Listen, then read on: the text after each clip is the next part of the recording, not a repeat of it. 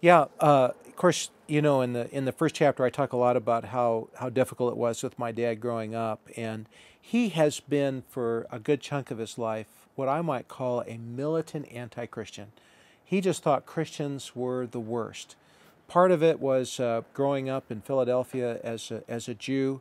There were a lot of Catholic guys that were in his peer group that kind of picked on the Jewish boys and called them Christ killers and were bullying them. And so he had that in his background. In his mind and in his parents' mind, he was a pilot in World War II. The Nazis were Christians. And largely, many of them were Catholic or Lutheran. So, to some extent, their affiliation with religion was certainly there. Whether they were actually real Christ followers or not, it's pretty obvious they weren't when they did the things they did. But as time went on, actually, when I came back from my first year of college, I sat my mom and my dad down and I pulled out a flip chart and I drew the gospel in a picture. I had this bridge, and over here is where they are, and over here this is where God wants them to be, and that Jesus provides the bridge, and so on, and used illustrations of sin in their life, and it didn't really go too well. It wasn't really very effective, but I even had one of those telescopic pointers where I could point, and it was clearly a military presentation that wasn't really very effective. But every year for 40 years, I had a chance to share Christ with my dad at least once. Oftentimes, he and I would just sit up at night and we would talk, sometimes all night, about Jesus.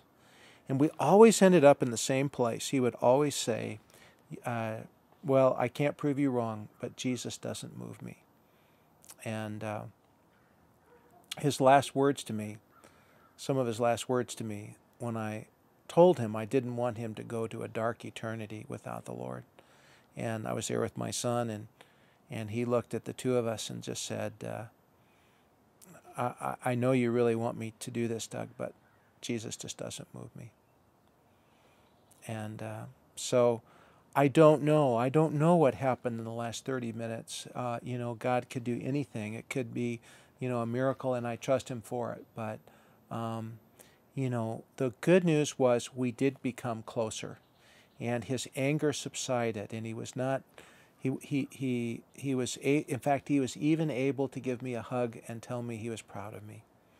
So that happened in the last few years. He was 89, I think, before he died. But so I don't know. I do think about him, and his influence in my life still continues. Sometimes I still long for his approval and for his and for his respect, but mostly I long to hear him say, "Hey, Doug, I just committed my life to Christ. I want to tell you about it." So we'll just have to see in heaven what God did and what good things, he chose to do in the midst of it.